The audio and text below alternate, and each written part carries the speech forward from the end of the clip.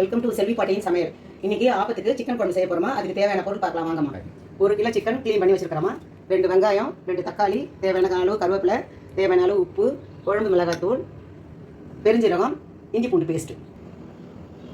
இது வரைக்கும் சொன்னதெல்லாம் தாளிக்கிறதுக்குமா. இப்போ வதக்கி அரைச்சி ஊற்றுறதுக்கு தேவையான பொருள் பார்க்கலாம். 2 வெங்காயமா, பெரிய வெங்காயம் கட் பண்ணி வச்சிருக்கிறேன்.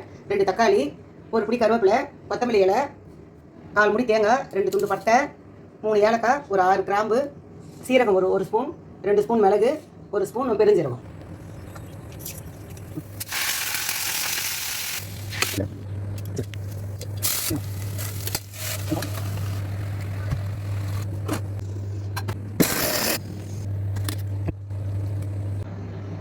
சூப்பரான சுவையான சிக்கன் குழம்பு ரெடிமா. வாங்கம்மா சாப்பிடலாம். மறக்காம லைக் பண்ணுங்க, ஷேர் பண்ணுங்க, சப்ஸ்கிரைப் பண்ணுங்க. அடுத்த வீடியோவில் சந்திக்கும் வரை உங்கள் செல்வி பாட்டியின் சமையல். வாழ்க வளமுடன்.